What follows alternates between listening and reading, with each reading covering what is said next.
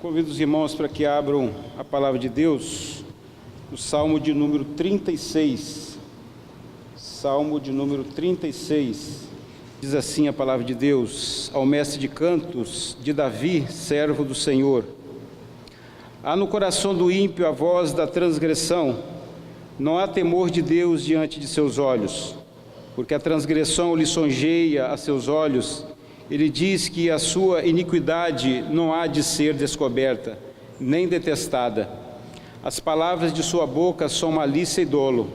Abjurou o discernimento e a prática do bem. No seu leito maquina perversidade, detém-se em caminho que não é bom, não se despega do mal.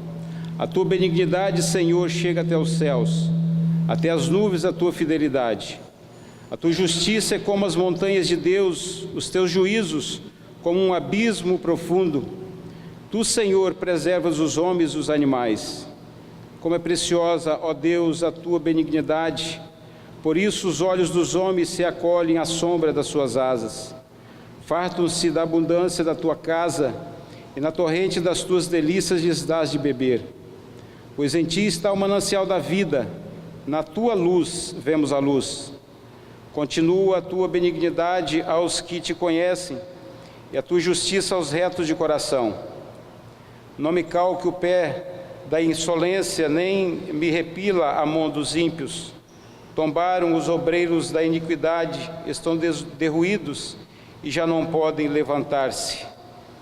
Eu quero pregar nessa noite sobre a contínua bondade de Deus para com seu povo, a contínua bondade de Deus para com seu povo. Nós vamos orar mais uma vez.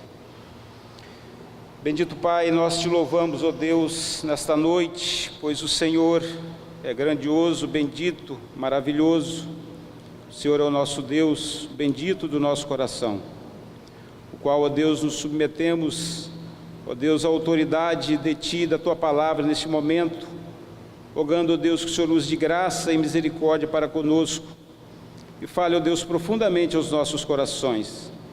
Que teu Santo Espírito, ó Deus, aplique a tua palavra, ó Deus, e que esta palavra possa se tornar de fato vida para as nossas vidas, para a tua glória e louvor, e para o engrandecimento do nome do nosso amado Redentor. Em nome dele nós oramos. Amém. Amados irmãos, nós temos vivido dias difíceis. É só nós olharmos para os jornais e a gente começa a perceber como que é reinante a maldade humana. Homens matando mulheres, filhos se revoltando contra os pais. E de fato, quando nós olhamos para a história, isso começa lá na queda com Adão. Logo no capítulo 3 nós temos a descrição lá da queda do homem. No capítulo 4 nós já temos lá o homicídio, né? Caim matando Abel, e nós vamos percebendo isso durante toda a história da humanidade. Mas é um fato maravilhoso para os filhos de Deus, porque junto com isso nós podemos perceber a bondade de Deus, a fidelidade de Deus, a graça de Deus nas nossas vidas, aquele que de fato é refúgio para os seus filhos, aquele que cuida dos seus filhos, essa contínua bondade de Deus para com o seu povo. Nós podemos perceber isso desde o início também e até nos nossos dias.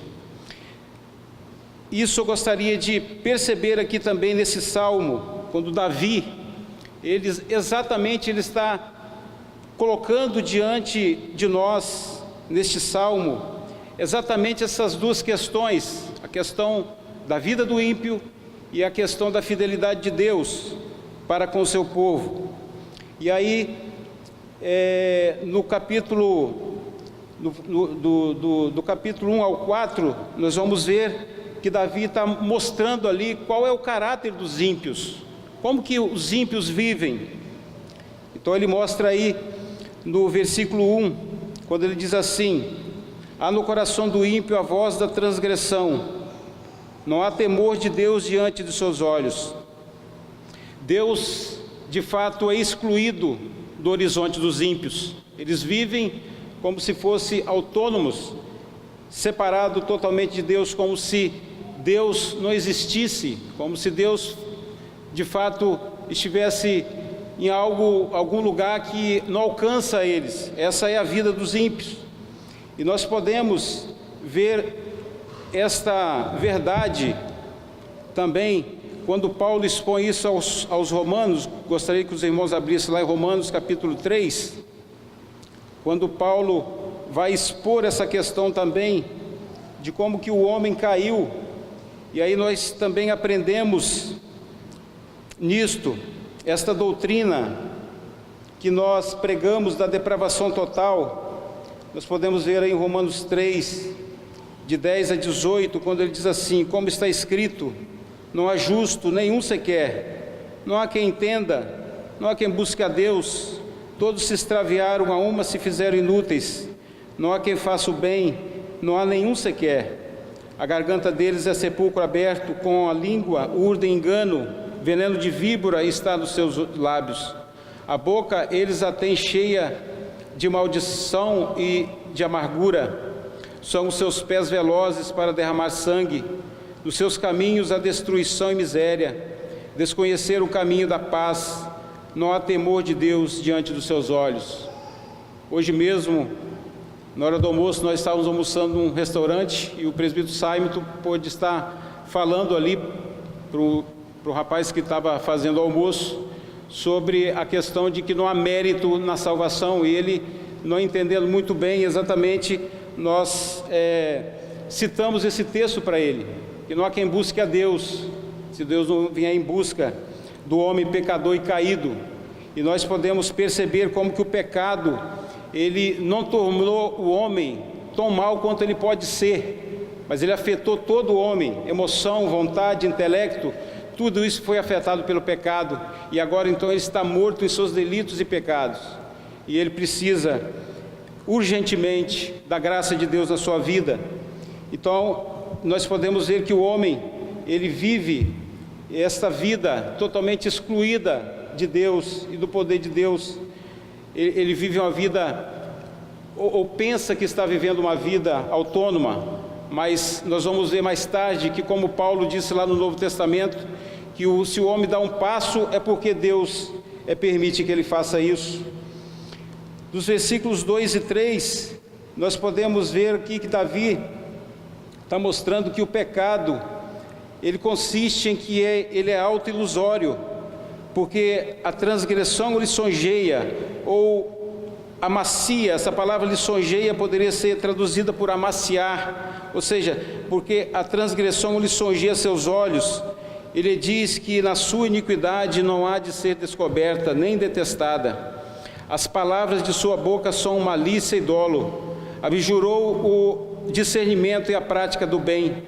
Essa palavra abjurou também pode ser traduzida como rejeitar, ou seja, é a ideia que Paulo traz também em Romanos capítulo 1, onde o homem, ele abafa a verdade para viver uma vida.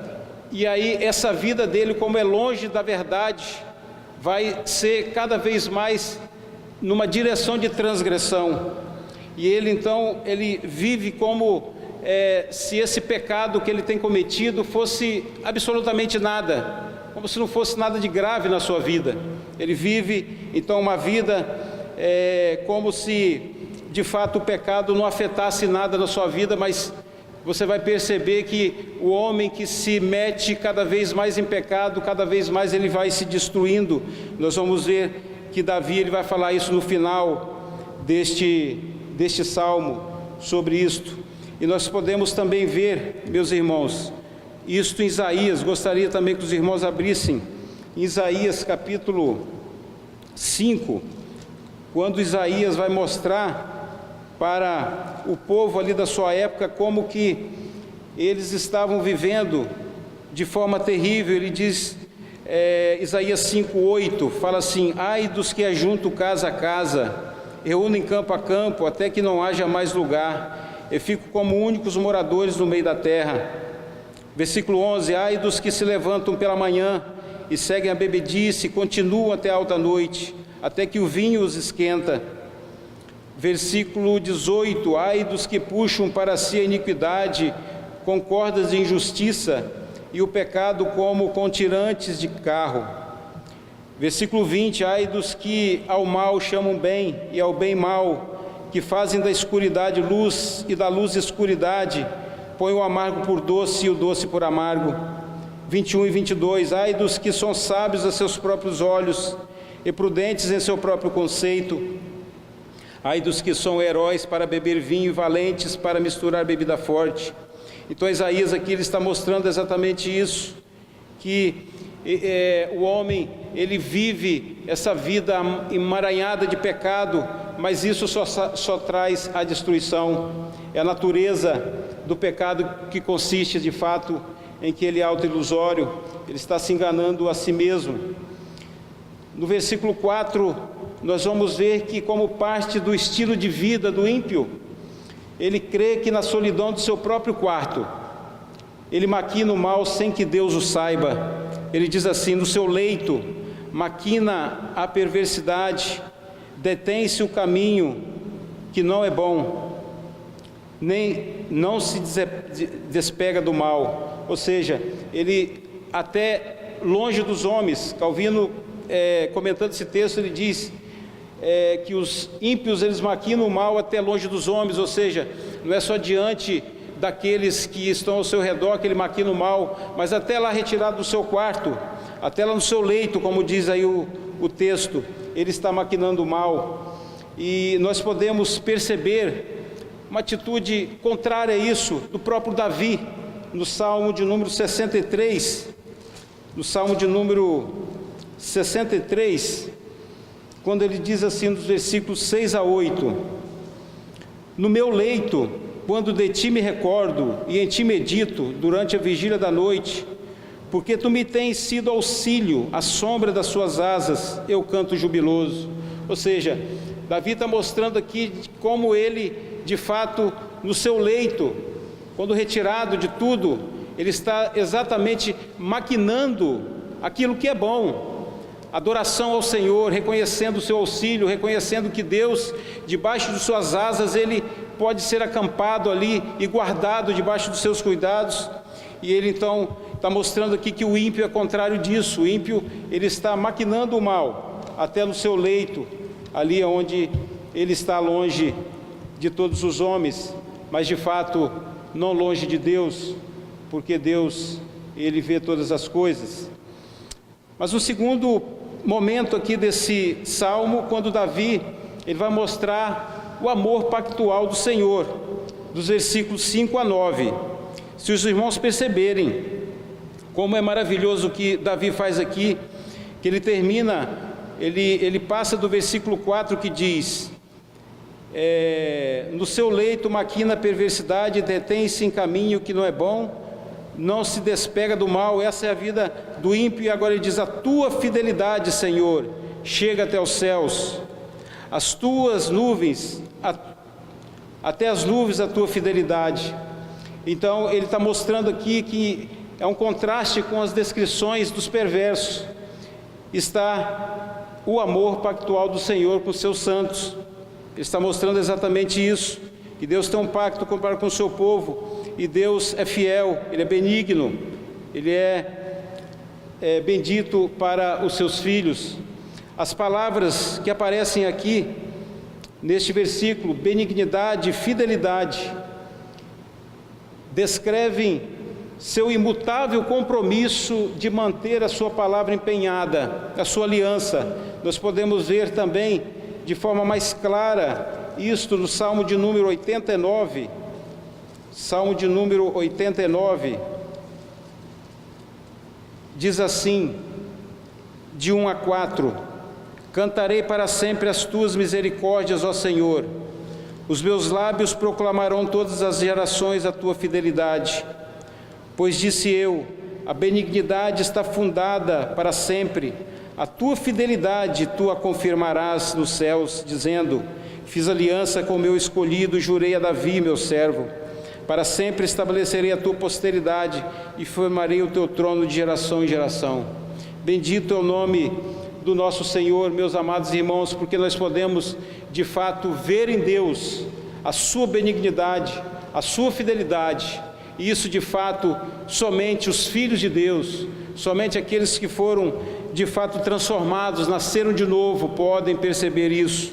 O ímpio, ele não pode perceber isso, ele está cego para essas coisas, ele precisa de fato ser liberto do seu pecado, ele precisa de fato ser tirado do seu coração de pedra e colocado um coração de carne, para que ele entenda e possa enxergar a benignidade e a fidelidade de Deus, essa aliança que Deus tem para com o seu povo.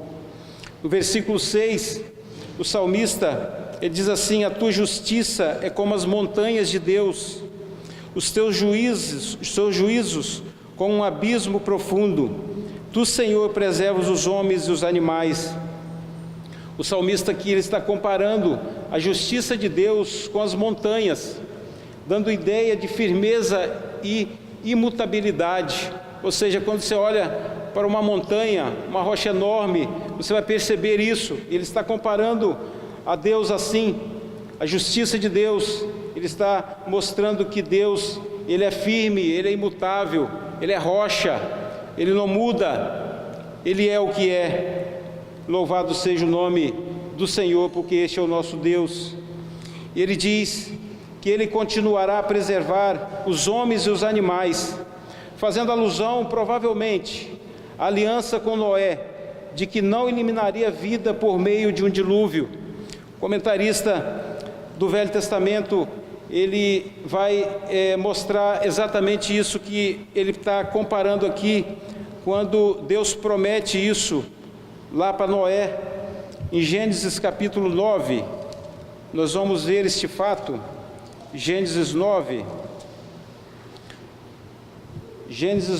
de 11 a 17, quando diz assim: estabeleço a minha aliança convosco, não será mais destruída toda a carne por águas de dilúvio, nem mais haverá dilúvio para destruir a terra. Disse Deus: este é o sinal da minha aliança que faço entre mim e vós, e entre todos os seres viventes que estão convosco, para perpétuas gerações. Porém nas nuvens o meu arco será por sinal a aliança entre mim e a terra. Sucederá que quando eu trouxer nuvens sobre a terra, e nelas aparecer o arco, então me lembrarei da minha aliança, firmada entre mim e vós, e todos os seres viventes e toda a carne, e as águas não mais se tornarão em dilúvio para destruir toda a carne. O arco estará nas nuvens, vê-lo-ei e me lembrarei da aliança eterna entre Deus e todos os seres viventes de toda a carne que há sobre a terra. Disse Deus a Noé: este é o sinal da aliança estabelecida entre mim e toda a carne sobre a terra. Então, nós podemos ver aí como que Deus promete preservar os homens e os animais e toda a sua natureza criada, e jamais destruir isso tudo em água. E também nos lembra que ele cuida também, se ele cuida de fato dos animais, como ele diz aqui, o Senhor preserva os homens e os animais. Nós podemos perceber que se Deus de fato preserva os animais, muito mais ele preserva os homens. Exatamente foi isso quando Jesus, falando sobre que nós não devemos andar ansiosos de coisa alguma, ele diz: olha para os pássaros, eles são cuidados pelo Criador, muito mais vós serão cuidados pelo Criador. Então não tem motivo da preocupação, não tem motivo da ansiedade, de vivermos ansiosos pelo amanhã, por aquilo que nós vamos vestir, por aquilo que nós vamos comer. Mas Deus, de fato, Ele é o Deus de justiça, e Ele nos preserva e nos preservará até o final. E nós, meus irmãos amados, cada um de nós que talvez já tenha experiência de ver crentes viverem até a morte, sendo cuidados, sendo preservados, sendo cuidados de fato pelo Senhor, até a morte, o Senhor não desamparando hora alguma. E nós podemos louvar ao Senhor que Ele faz isso com seus filhos e faz isso conosco de fato.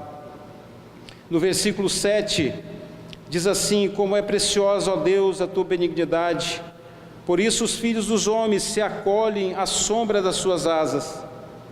Davi expressa o amor pactual de Deus, mostrando que os homens podem achar refúgio nele, como fizeram Israel no passado. Eu gostaria de abrir em 2 textos, meus irmãos, para nós percebermos este cuidado de Deus para com o seu povo. O primeiro dele é o Deuteronômio 32.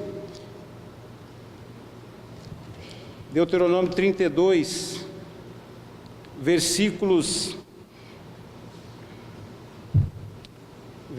de 9 a 11, diz assim: essa é a oração de Moisés, quando o cântico de Moisés, quando ele já está passando, para Josué a sua incumbência. Ele diz assim: porque a porção do Senhor é o seu povo, Jacó é a parte da sua herança. Achou-o numa terra deserta e num ermo solitário, povoado de uivos. Rodeou-o e cuidou dele, guardou-o como a menina dos seus olhos. E então ele faz uma comparação aqui, agora com a águia. Como a águia desperta sua ninhada e voeja sobre os seus filhotes, estende as asas e toma-os, os leva sobre elas. Eu acho fantástico isso aqui, meus irmãos, porque Moisés está comparando aqui este cuidado de Deus para com o seu povo, como este cuidado da águia que protege os seus filhotes, protege de tal forma que eles estão seguros ali debaixo dela. E nós podemos ver também quando Jesus, lá em Mateus 23, quando ele vai falar de Jerusalém, que não aceitava ele diz aí no Mateus 23, 37, ele diz assim: Jerusalém, Jerusalém, que matas os profetas e apedrejas os que te foram enviados, quantas vezes quis eu reunir os teus filhos, como a galinha junta os seus pintinhos debaixo das asas, e vós não o quisestes. Que figura linda que o Senhor Jesus está mostrando aqui também, aonde a galinha ela protege ali os seus filhotes debaixo de suas asas, de tal forma que a gente nem consegue vê-los quando nós olhamos para a galinha ali que está guardando seus pintinhos. E ele mostra aqui como que Davi está mostrando aqui também: por isso os filhos dos homens se acolhem à sombra das suas asas. Como Deus pudesse abrir as asas como uma águia e proteger os seus filhos, é assim a proteção dele. No versículo 8 diz assim: fartam-se de abundância na tua casa, e na torrente das tuas delícias lhes dás de beber. No versículo 8, a expressão fartam-se denotam completa e perfeita plenitude, e o termo torrente denota uma transbordante abundância, quando ele diz aí: fartam-se de abundância, na torrente das tuas delícias lhes dás de beber. Ou seja, ele está dizendo que aqueles que, como o Senhor Jesus disse isso no Novo Testamento depois, aquele que crê em mim, fluirão do seu interior rios de águas vivas. Ou seja, o que Davi está mostrando aqui é que Deus, ele dá de fato vida abundante, torrentes de águas, como brotasse do seu coração de fato de vida abundante, de vida de satisfação, de vida de amor a este Senhor bendito e maravilhoso. Somente os servos de Deus gozam da plenitude de vida, paz que excede todo o entendimento. É isso que o Novo Testamento vai também mostrar para nós, que de fato aqueles que creem em Cristo, eles gozam de uma paz plena, no meio sim de tantas vezes dificuldades, mas de paz verdadeira com Deus, de uma vida reta com Deus, de uma segurança em Deus.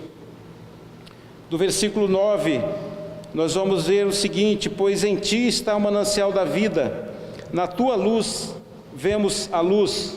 Somente em Deus encontramos o manancial de vida, e fora dele não existe vida plena. Fora de Cristo não há vida plena. Os ímpios não reconhecem que é em Deus que eles vivem, se movem e recebem sua existência, como nós podemos ver em Atos dos Apóstolos 17, 28, quando Paulo, no seu discurso em Atenas, ele vai falar exatamente isso para aqueles idólatras que estavam ali adorando a muitos deuses. Então Paulo diz assim, no versículo 28 do capítulo 17 de Atos: pois nele vivemos e nos movemos e existimos, como alguns dos vossos poetas têm dito, porque dele também somos geração. Ou seja, os ímpios não têm noção de que de fato eles vivem, mas é somente porque Deus os sustenta. E esse sustento de Deus, como disse Jonathan Edwards no seu sermão famoso, que o Deus irado, pecadores nas mãos de um Deus irado, que ele diz que Deus está segurando sobre o abismo, sobre o inferno, os ímpios, aqueles que não creem. De fato, aqueles que vivem uma vida longe de Deus, na transgressão, de fato eles não têm essa ideia desse perigo que estão vivendo. No final do versículo 9, quando ele diz: na tua luz vemos a luz, essa parte B, nós vamos perceber que como essa ideia, essa visão de Cristo aqui, ela está sendo antecipada, porque nós podemos ver no Novo Testamento exatamente isso em João. Nós vamos ver isso em João, capítulo 1. João capítulo 1, versículos de 1 a 4, diz assim: no princípio era o Verbo estava com Deus, e o Verbo era Deus. Ele estava no princípio com Deus, e todas as coisas foram feitas por intermédio dele, e sem ele nada do que foi feito se fez. A vida estava nele, e a vida era a luz dos homens. Até o versículo 9 eu vou ler. A luz resplandece nas trevas, e as trevas não prevaleceram contra ela. Houve um homem enviado por Deus, cujo nome era João. Este veio como testemunha para que testificasse a respeito da luz, a fim de que todos virem a crer por intermédio dele. Ele não era luz, mas veio para que testificasse da luz, a saber, a verdadeira luz, que vindo ao mundo ilumina a todo homem.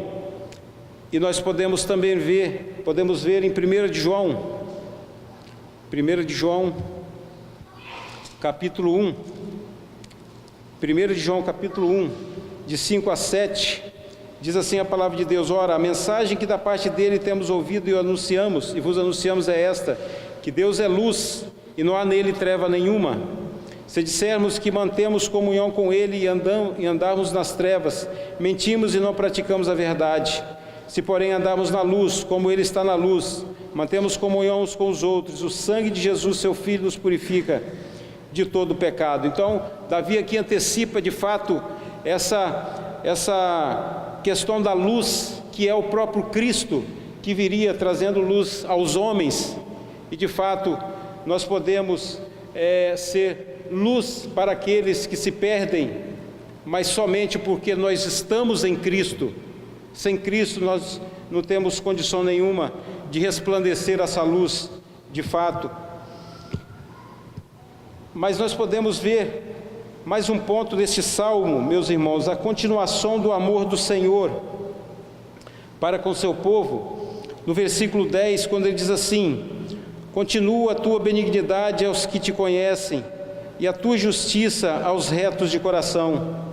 Podemos aprender aqui a doutrina da perseverança dos santos, sustentada pela benignidade contínua de Deus.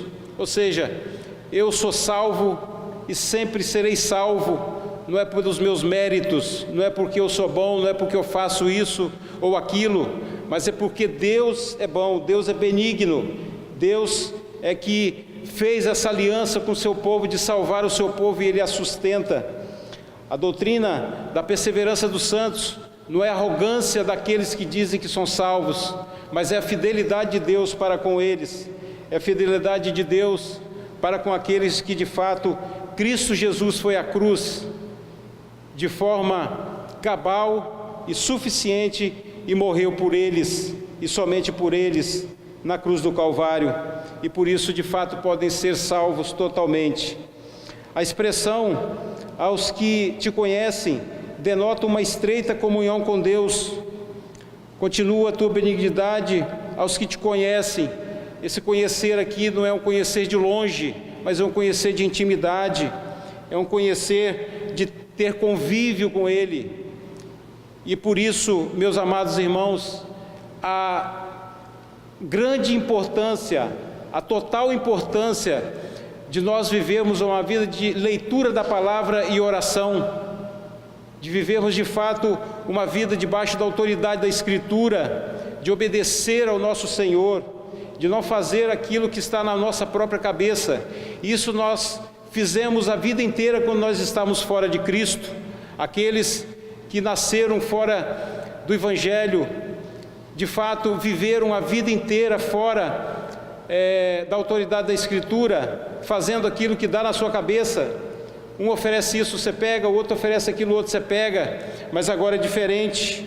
Agora nós conhecemos ao nosso Redentor, ao nosso Senhor, e nós devemos de fato toda obediência a Ele, e nós somos livres, como diz Paulo, mas livres para vivermos uma vida de santidade, uma vida debaixo da autoridade da Sua Palavra, que é a Palavra de Deus.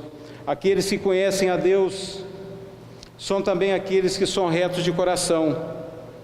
Continua a tua benignidade aos que te conhecem, a tua justiça aos retos de coração. Aos retos de coração, de fato, é uma consequência do conhecer a Deus. Calvino, mais uma vez, comentando sobre esse versículo, ele diz que a verdadeira piedade emana do conhecimento de Deus. Ou seja, não é possível que eu seja santo se eu não conheço a Escritura. Não é possível que eu viva uma vida de piedade se eu não tenho contato com a Palavra de Deus. É a Palavra de Deus que vai fazer com que eu seja transformado dia a dia. E exatamente foi isso que Paulo disse aos Romanos também, que nós devemos olhar para o mundo com os olhos das Escrituras e também sermos guiados por ela. E nós vimos também isso na liturgia, quando o presbítero Tadeu leu diante do Senhor, pedindo a Ele proteção. No versículo 12, diz assim: tombaram os obreiros da iniquidade, estão derruídos e já não podem levantar-se. Esse versículo 12 então nos mostra que, se no início do Salmo os ímpios tramam uma vida de iniquidade, agora eles têm um fim de destruição. Este versículo, ele não marca a data do fim deles, o que os torna ainda pior. Ou seja, como Deus não marca o juízo final, os ímpios continuam fazendo iniquidade para a própria destruição deles. Eles continuam cada vez mais se metendo em pecado. E de fato, meus amados irmãos, a pessoa que não vive no temor do Senhor, ela finalmente perecerá. E nós podemos ver isso também no Salmo 73, quando o salmista, ele está aqui olhando para a vida dos ímpios, mas depois ele quando chega no versículo 17, ele diz assim: até que entrei no santuário de Deus e atinei com o fim deles. Ele diz assim do 18 ao 20: tu certamente os pões em lugares escorregadios e os fazes cair na destruição, como ficam de súbito assolados, totalmente aniquilados de terror, como ao sonho, quando se acorda, assim, ó Senhor, ao despertares, desprezarás a imagem deles. Versículo 27, os que se afastam de ti, eis que perecem, tu destróis todos os que são infiéis para contigo. Então, meus irmãos, de fato nós precisamos viver uma vida de temor de Deus, e nós devemos de fato alertar aqueles que não estão vivendo assim, para que vivem uma vida de piedade diante do Senhor, porque a vida de pecado, ela só vai trazer destruição e miséria, e por final, o pior, que é o inferno. Eu gostaria então de concluir dizendo o seguinte: esse salmo ele traz exortações para aqueles que não servem a Deus, para aqueles que não servem a Deus. Se você está aqui nesta noite, que ainda não fez a sua decisão por Cristo, não tem um compromisso com Cristo, com a sua palavra de obediência, nós podemos ver este salmo que todos somos pecadores, mas a graça de Deus é abundante, que todos nós somos pecadores, mas a graça de Deus é abundante, e nós podemos de fato recorrer a ela. Este salmo também nos mostra a realidade de uma vida pecaminosa e longe de Deus, que só traz destruição. Quanto mais você vive uma vida longe do Senhor, mais emaranhado você vai se tornar diante de pecado, diante dessa situação de destruição da sua própria vida e também daqueles que estão ao seu redor. Em terceiro lugar, Deus não marca para nós o momento do juízo. Por isso, a hora é agora, este é o momento que nós devemos de fato vivermos uma vida de santidade, vivemos uma vida de compromisso com o Senhor. Alguém perguntou a um dos reformadores, que eu não me lembro agora quem, o que ele faria hoje se ele soubesse que ele morreria amanhã. Ele disse: eu vou fazer exatamente o que eu estou fazendo agora, ou seja, viver uma vida de santidade, dia após dia. Esse é o compromisso que nós devemos ter diante do alerta deste salmo, onde ele mostra a vida de pecaminosidade do homem, que vai cada vez mais para pior e no final a destruição. Mas também nós podemos tirar lições para nós que somos servos de Deus. Nós devemos ter confiança em Deus e na sua aliança. Nós podemos, quando estivermos passando pela dificuldade que for nas nossas vidas, nós podemos olhar para trás e ver como que Deus preservou o seu povo e preserva o seu povo e sempre preservará. Este nosso Redentor amado, que é o dono da igreja, que foi a cruz, que derramou sangue em prol da sua igreja, e Ele mesmo disse que edificará a sua igreja. Ele toma conta de nós, nós não precisamos nos desesperar de coisa alguma. Segundo lugar, a confiança na vida eterna, agora e depois. Nós podemos viver uma vida de santidade agora, todos os dias de nossas vidas, sabendo que se amanhã viermos a morrer, o Senhor vier nos chamar, nós estaremos seguros ainda mais nas mãos dEle. Em terceiro lugar, vale a pena ter uma vida de santidade e comunhão profunda com o Senhor nosso Pai. Vale a pena nós termos esta comunhão, porque nós temos este Deus bendito e maravilhoso. E eu quero terminar então lendo um versículo, gostaria de ler junto com os irmãos. O versículo está ali em Apocalipse 22, 11 e 12. Apocalipse 22, 11 e 12. Eu termino com esse versículo e vou pedir depois ao presbítero Simon para que ore por nós. Vamos ler todos juntos Apocalipse 22, 11 e 12. Continue o injusto fazendo injustiça, continue o imundo ainda sendo imundo, o justo continue na prática da justiça, e o santo continue a santificar-se. E eis que venho sem demora, e comigo está o galardão que tenho para retribuir a cada um segundo as suas obras.